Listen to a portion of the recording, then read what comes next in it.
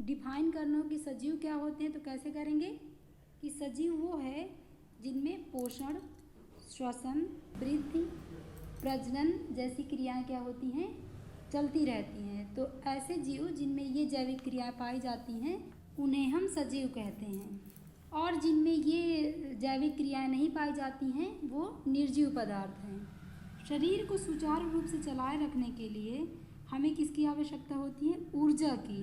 और ऊर्जा हमें कहाँ से प्राप्त होती है? भोजन से। तो हम जानते हैं कि हरे पेड़ पौधे अपना भोजन खुद बना लेते हैं, इसलिए उन्हें कहा जाता है स्वपोषी। और जो अपना खाना खुद नहीं बना पाते हैं, भोजन के लिए दूसरों पर आश्रित होते हैं, उन्हें हम कहते हैं परपोषी। एक तो ऐसे जीव होते हैं जो भोजन के लिए डायरेक्टली पौधे पर डिपेंड होते हैं, तो उनको कहते हैं शाकाहारी, यानी वह अपना भोजन कहाँ से प्राप्त करते हैं? पेड़ पौधों से। जैसे बकरी है, हिरन है, गाय, भैंस, ऐसे बहुत से जंतु हैं जो डायरेक्टली किस पे डिपेंड होते हैं? अपने भोजन के लिए पेड़ पौधों पर। और कुछ जंतु शाकाहारी जंतुओं का अपना भोजन बनाते हैं, तो उन्हें कहते हैं मांसाहारी, जैसे शेर, चीता, बिल्ली। और ऐसे भी जीव होते हैं जो अपना भोजन पेड़ पौधे और जंतुओं दोनों से प्राप्त करते हैं, यानी कुछ भी नहीं छोड़ते हैं, सब खा जाते हैं। उनको क्या कहते हैं? सर्वाहारी। एग्जाम्पल क्या है? मनुष्य, कॉकरोच। सजीवों का अगला लक्षण हमने क्या देखा था कि सजीव श्वसन करते हैं। तो श्वसन क्रिया में सभी जीव, चाहे वो पेड़ पौधे हों या फिर जंतु हों, सभी कौन सी गैस ग्रहण करते हैं? ऑक्सीजन गैस ग्रहण करते हैं। और छोड़ते कौन सी गैस है? CO2 यानी कार्बन डाइऑक्साइड। तो यहाँ से इम्पॉर्टेंट क्वेश्चन बनता है कि पौधे श्वसन के दौरान कौन सी गैस ग्रहण करते हैं? तो आपको आंसर करना है ऑक्सीजन गैस ग्रहण करते हैं। सजीवों का अगला लक्षण है उत्सर्जन। पाचन एवं श्वसन आदि क्रियाओं के फलस्वरूप सभी सजीवों के शरीर में अपशिष्ट पदार्थ बनते हैं, और इन अपशिष्ट पदार्थों को शरीर से बाहर निकालना ही उत्सर्जन है। अब समझते हैं सजीवों के लक्षण में संवेदनशीलता। संवेदनशीलता को अच्छे से समझना है तो सबसे अच्छा एग्जाम्पल है छुई मुई, जिसको लाजवंती भी कहते हैं। यदि इसकी पत्तियों को छू लिया जाए तो आपने देखा होगा कि मुरझा जाती है। संवेदनशीलता को समझने के लिए यह एक बहुत ही अच्छा उदाहरण है। और एक दूसरे उदाहरण से बहुत अच्छे से समझते हैं, जैसे कि रसगुल्ले देख करके मुंह में पानी आ जाना। यानी हम कह सकते हैं कि उद्दीपन के प्रति सजीवों द्वारा की गई अनुक्रिया ही संवेदनशीलता है। सजीवों के लक्षण में अगला समझेंगे वृद्धि। दोस्तों यहाँ से एक बात ध्यान देने वाली है, बहुत इम्पॉर्टेंट है, कि पेड़ पौधों में वृद्धि जीवन पर्यंत होती है, जबकि जंतुओं में वृद्धि एक निश्चित आयु तक ही होती है। तो वृद्धि से लेकर के क्वेश्चन भी यहाँ से बन सकता है, तो इस चीज़ को आपको ध्यान में रखना है। प्रजनन यानी अपने ही समान बच्चे पैदा करने की क्षमता ही प्रजनन है। हम देखते हैं कि कुछ जंतु अंडे देते हैं और कुछ जंतु बच्चे देते हैं। तो जो अंडे देने वाले जंतु हैं उन्हें कहा जाता है अंडयुज, और जो जंतु बच्चे देते हैं उन्हें कहा जाता है जरायुज। अब देखते हैं कुछ जंतुओं एवं पौधों का जीवन काल। शुरू करते हैं मनुष्य से। तो मनुष्य का जीवन काल कितना है? 60 से 70 साल। कुत्ता का जीवन काल होता है 16 से 18 साल। और बिल्ली का जीवन काल होता है 25 से 30 साल। और हाथी का जीवन काल होता है 70 से 90 साल। और घोड़ा, इसका जीवन काल होता है 30 से 40 साल। कछुआ, इसका जीवन काल होता है लगभग 150 साल। बरगद का जीवन काल होता है 100 से 200 वर्ष। सिकोया वृक्ष का जीवन काल बहुत ज़्यादा होता है, 3000 से 4000 वर्ष तक होता है। आइए दोस्तों अब समझते हैं सजीवों का वर्गीकरण। दोस्तों संसार के समस्त जीवधारियों को वैज्ञानिक ढंग से वर्गीकृत करने का सबसे पहला प्रयास किया गया स्वीडन के वैज्ञानिक कैरोलस लिनियस के द्वारा। कैरोलस लिनियस ने संसार के समस्त जीवों को 2 जगत में बांटा है, पहला पादप जगत और दूसरा जंतु जगत। इस तरह कैरोलस लिनियस के द्वारा वर्गीकरण की नींव पड़ी। इसीलिए कैरोलस लिनियस को वर्गीकी का पिता या फादर ऑफ टैक्सोनमी कहा जाता है, या फादर ऑफ मॉडर्न टैक्सोनमी कहा जाता है।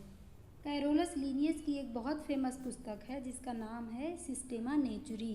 और कैरोलस लिनियस ने ही जीवों के नामकरण की द्वि नाम पद्धति को प्रचलित किया। अब आप सोच रहे होंगे कि द्वि नाम पद्धति क्या होती है, तो आइए समझते हैं। जैसा कि दोस्तों आपको भी पता होगा कि समस्त जीवों का एक वैज्ञानिक नाम होता है। जैसे मनुष्य का वैज्ञानिक नाम क्या होता है? होमो सेपियंस। मेढक का वैज्ञानिक नाम राना टिग्रीना। मटर का वैज्ञानिक नाम पाइसम सेटाइवम। आम का वैज्ञानिक नाम मैंगीफेरा इंडिका। तो आप देख रहे हैं कि ये वैज्ञानिक नाम दो शब्दों से मिलकर बने हैं, जिसमें पहला शब्द जेनेरिक नेम यानी वंश नाम और दूसरा शब्द स्पीसीज नेम यानी जाति नाम होता है। तो किसी भी जीव के यदि हमें वैज्ञानिक नाम लिखना होता है तो सबसे पहले हम जीनस लिखते हैं, फिर स्पीसीज लिखते हैं, यानी पहले वंश और फिर जाति। यही है जीवों के नामकरण की द्वि नाम पद्धति। यहाँ एक बात और ध्यान देने वाली है कि जीनस का जो फर्स्ट लेटर होता है वो हमेशा कैपिटल में लिखा जाता है और स्पीसीज का जो फर्स्ट लेटर होता है वो हमेशा स्मॉल लेटर में लिखा जाता है। तो जीवों का जो वर्गीकरण कैरोलस लिनियस के द्वारा दिया गया था वह काफ़ी समय तक चलता रहा, परंतु 1969 में विट्टेकर द्वारा प्रस्तावित वर्गीकरण ने अंततः इसका स्थान ले लिया। विट्टेकर द्वारा प्रस्तावित जीवों का वर्गीकरण ही सबसे सर्वमान्य है और हम आज उसी को फॉलो करते हैं। विट्टेकर ने संसार के समस्त जीवधारियों को 5 जगत में बांटा है, यानी जीवों के वर्गीकरण की 5 जगत प्रणाली किसके द्वारा दी गई? विट्टेकर के द्वारा। अब आइए देखते हैं ये 5 जगत कौन कौन से हैं। तो Monera, protista, fungi, Plantae and Animalia. ये बहुत ज़्यादा इम्पॉर्टेंट है, यहाँ से क्वेश्चन पूछा ही जाता है, तो आप इसे एक बारी ढंग से देख लीजिए, कोई भी कन्फ्यूजन नहीं रहेगा, आपको अच्छे से याद हो जाएगा। मोनेरा के अंतर्गत ऐसे जीवों को रखा गया जो एक कोशिकीय प्रोकैरियोटिक टाइप के थे, यानी यूनिसेलुलर प्रोकैरियोटिक जीव किसमें रखे गए? मोनेरा में। यूनिसेलुलर का क्या मतलब है कि ऐसे जीव जो एक ही कोशिका के बने होते हैं। प्रोकैरियोटिक और आगे आएगा यूकैरियोटिक। तो इनमें क्या डिफरेंस होता है, इनको थोड़ा समझ लेते हैं। सेल 2 प्रकार की होती है, एक यूकैरियोटिक और दूसरी प्रोकैरियोटिक टाइप की। प्रोकैरियोटिक सेल प्रिमिटिव सेल होती है, जिसमें न्यूक्लियर मेम्ब्रेन अनुपस्थित होती है, केंद्रक पूर्ण विकसित नहीं होता है। जबकि यूकैरियोटिक सेल में न्यूक्लियर मेम्ब्रेन उपस्थित होती है, यानी केंद्रक इन सेल में पूर्ण विकसित होता है। तो इसे आपको ध्यान में रखना है। तो हमने देखा कि मोनेरा के अंतर्गत एक कोशिकीय प्रोकैरियोटिक जीव आते हैं, तो ये बहुत ज़्यादा इम्पॉर्टेंट है। यहीं से डायरेक्ट क्वेश्चन पूछ लिया जाता है कि एक कोशिकीय प्रोकैरियोटिक जीव किस जगत के अंतर्गत आते हैं।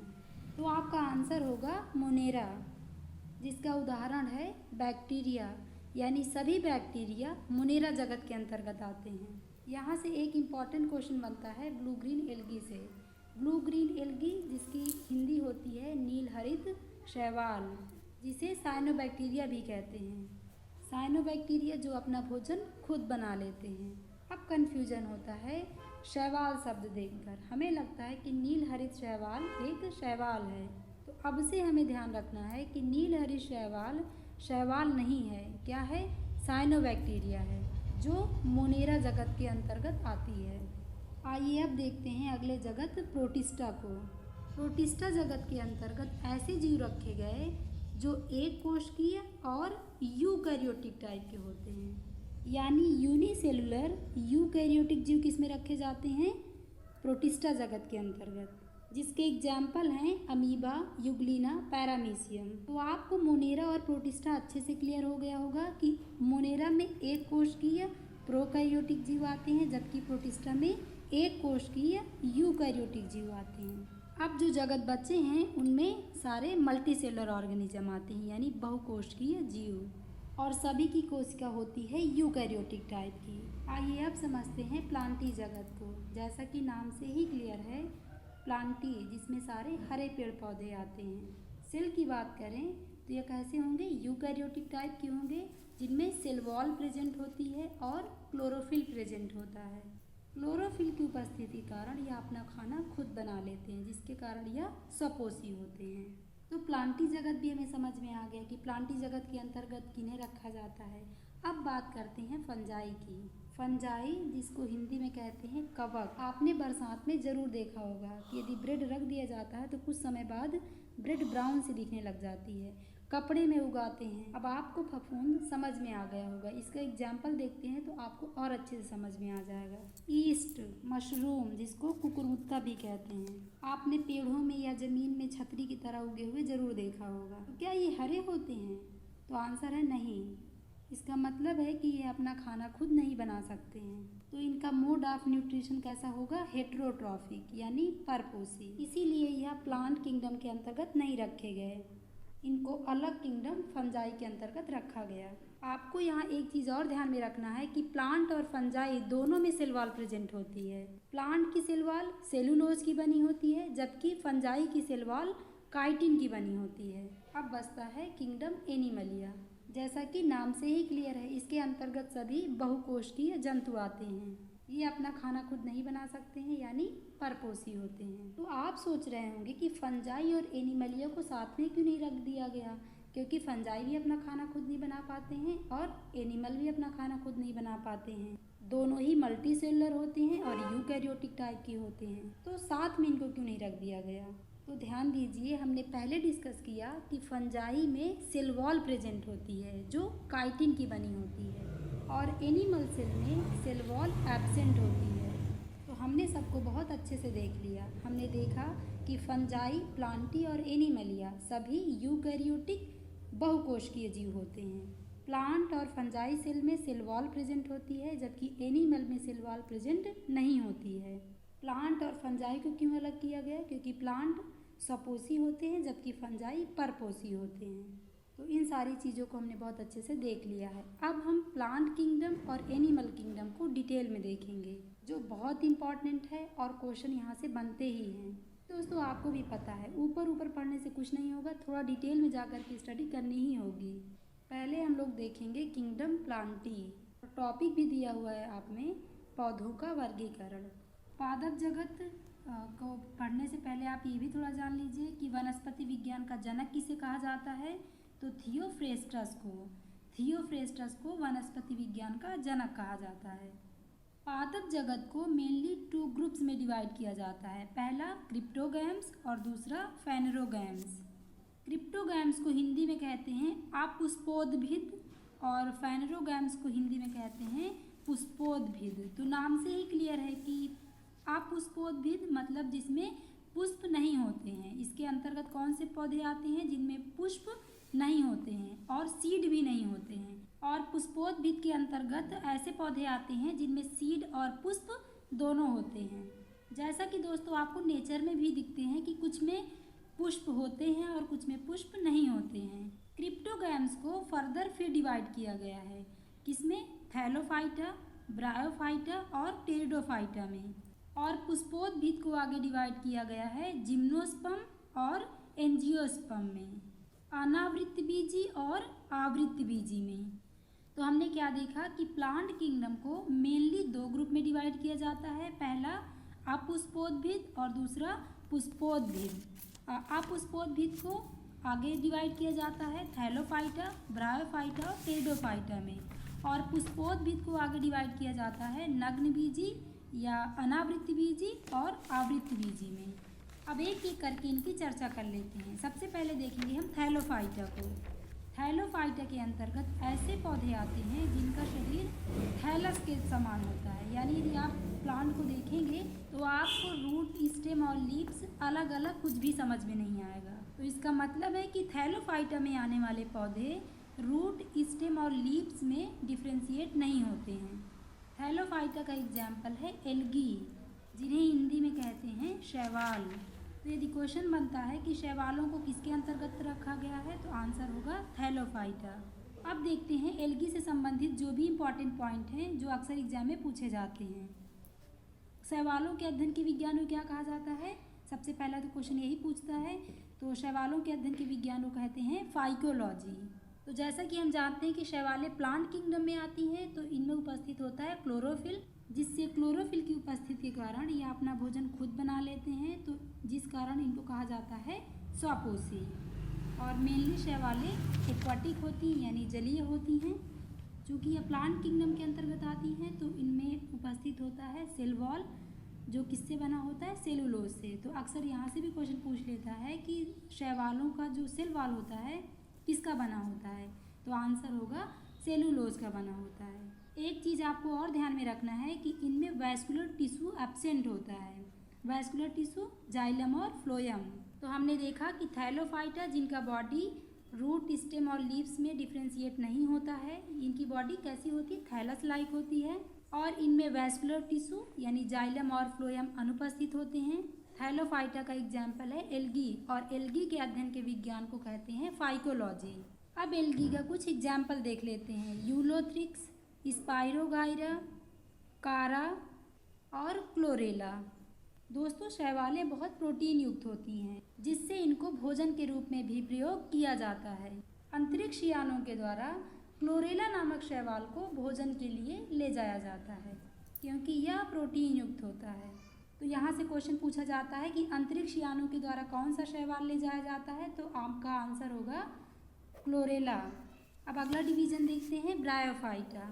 ब्रायोफाइटा को पादप जगत का एम्फीबियन कहा जाता है क्योंकि यह जल और स्थल दोनों जगह रह सकते हैं। तो आपको यहाँ से एकदम ध्यान में रखना है कि पादप जगत का एम्फीबियन किसे कहा जाता है, यानी उभयचर किसे कहा जाता है, तो इसका आंसर होगा ब्रायोफाइटा। इनमें भी वैस्कुलर टिश्यू यानी जाइलम और फ्लोएम एब्सेंट होता है। और ब्रायोफाइटा के एग्जाम्पल हैं रिक्सिया, मार्केंसिया और मॉस भी इसी के अंतर्गत आती हैं।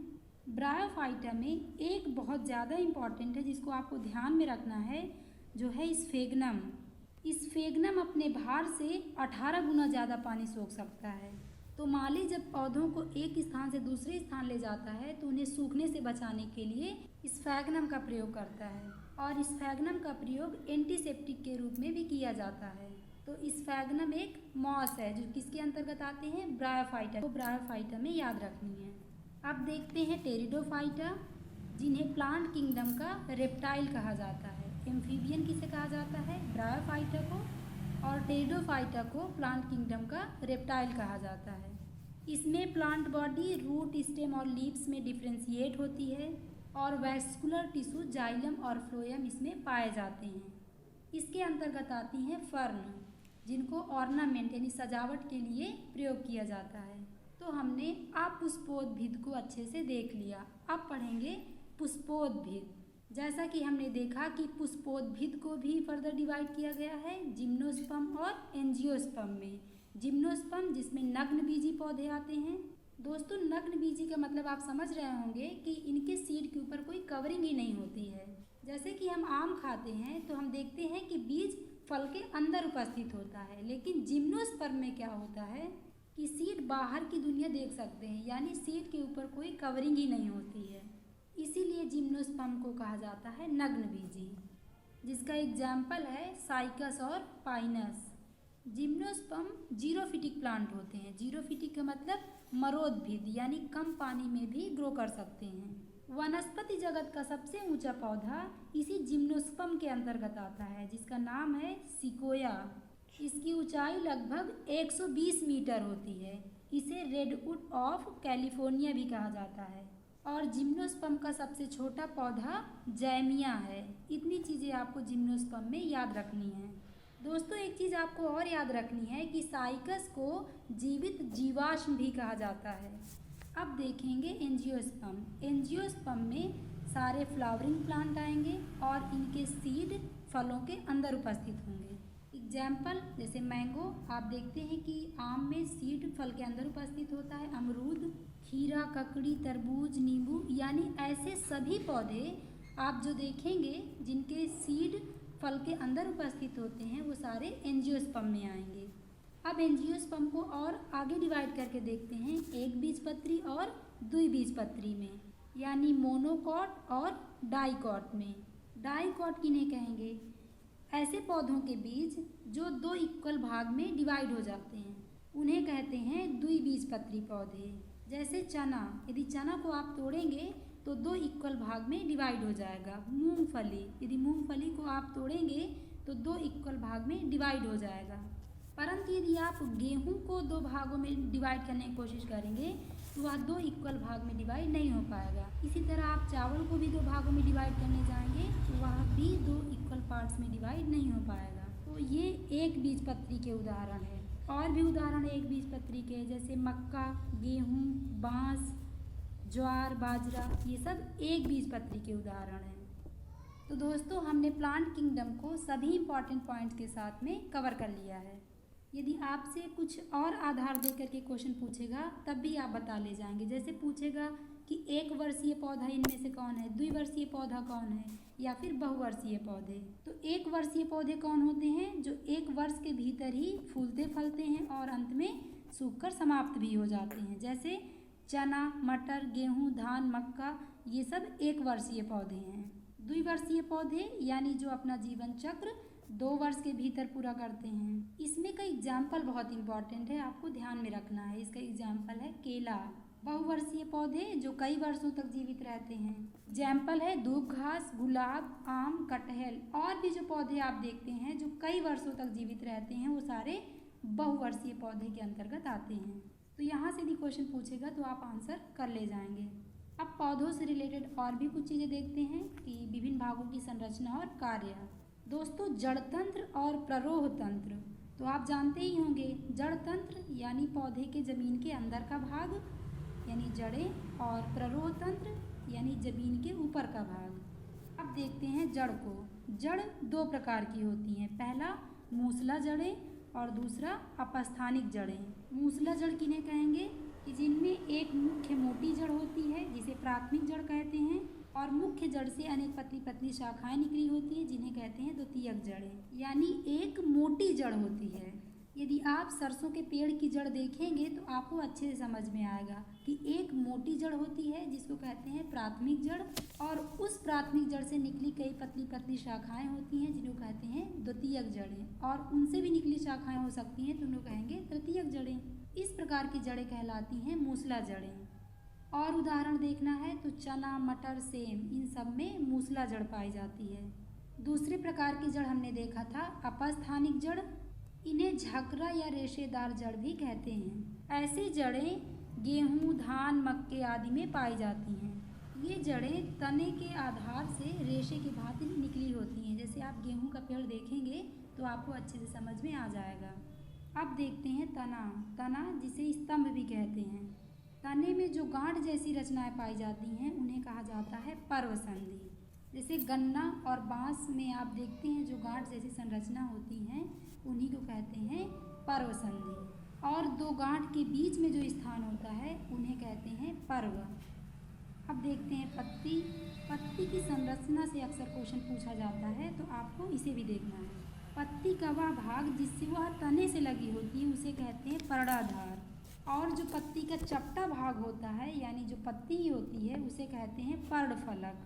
और पर्णाधार और पर्णफलक के बीच में जो डंठलनुमा स्ट्रक्चर होती है उसे कहा जाता है पर्णवृंत। अब देखते हैं पुष्प। पुष्प पौधे का जनन अंग होता है। पुष्प में सामान्यतः 4 भाग होते हैं, बाह्य दलपुंज, दलपुंज, पुंकेसर और स्त्री केसर। अब देखेंगे पौधों के विभिन्न अंगों का रूपांतरण। यह बहुत इंपॉर्टेंट है, यहाँ से क्वेश्चन हमेशा ही पूछा जाता है। पहले देखेंगे मूसला जड़ का रूपांतरण। ये रूपांतरण भोजन संग्रह के लिए होता है। एग्जाम्पल है मूली, शलजम, गाजर। मूली की जड़ ऊपर और नीचे दोनों ही ओर पतली रहती है तो ऐसी संरचना को तर्क रूप कहा जाता है। तो मूली किसका एग्जाम्पल है? तर्क रूप का।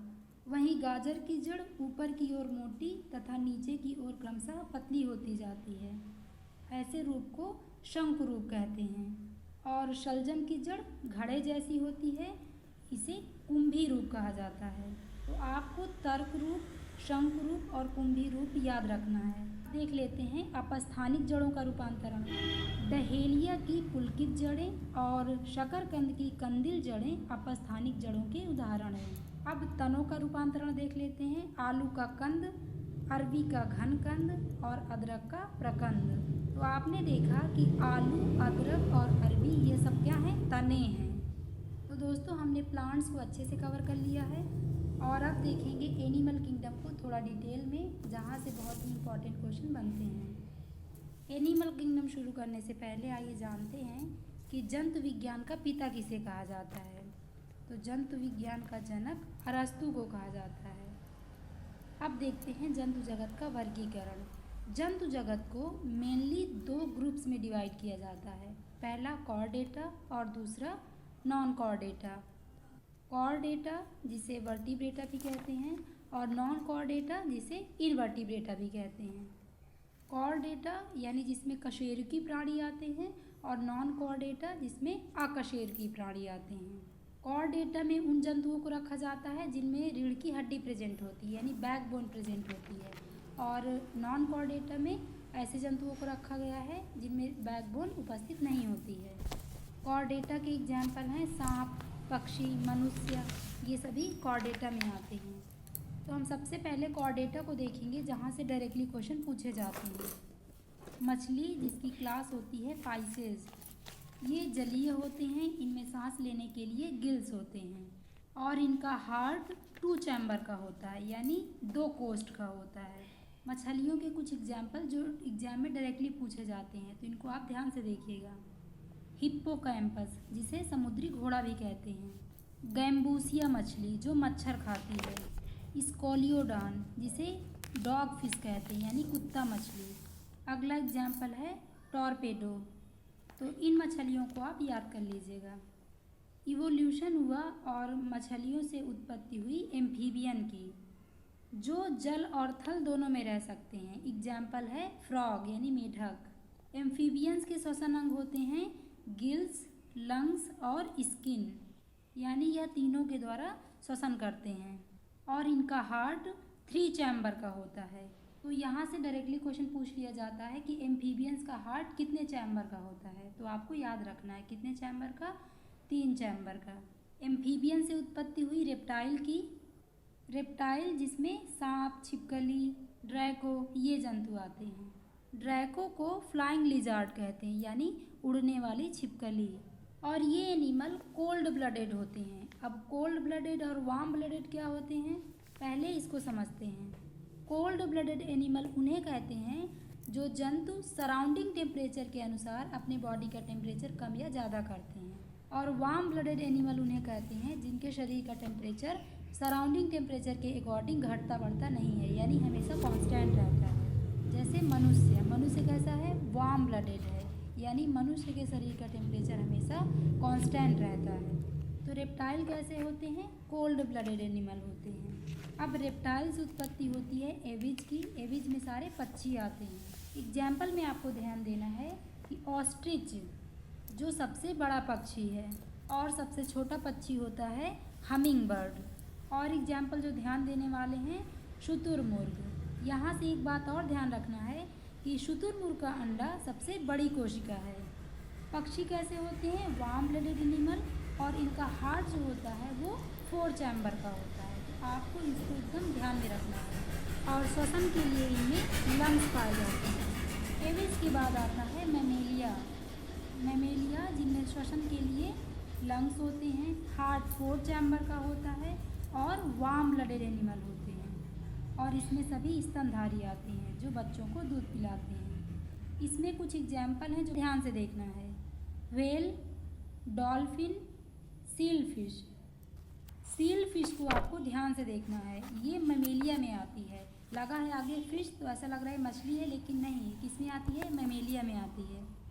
और एग्जाम्पल जैसे कैट है, बैट है, ह्यूमन बीइंग है, ये सब किस में आते हैं, मैमेलिया में आते हैं। अब हम जंतु जगत को फाइलम के अकॉर्डिंग देख लेते हैं, जहाँ से एक एक दो पॉइंट बहुत इंपॉर्टेंट है, जहाँ से क्वेश्चन हमेशा ही पूछे जाते हैं। पहला फाइलम पोरीफेरा। इसमें ऐसे जंतु आते हैं जिनके शरीर में पोर्स उपस्थित होते हैं यानी छिद्र पाए जाते हैं, और उन पोर्स को कहा जाता है ऑस्टिया। और पोरीफेरा के अंतर्गत आने वाले जंतुओं को जनरली स्पंज कहा जाता है। पोरीफेरा के कुछ एग्जाम्पल देख लेते हैं, साइकॉन और यूप्लेक्टेला।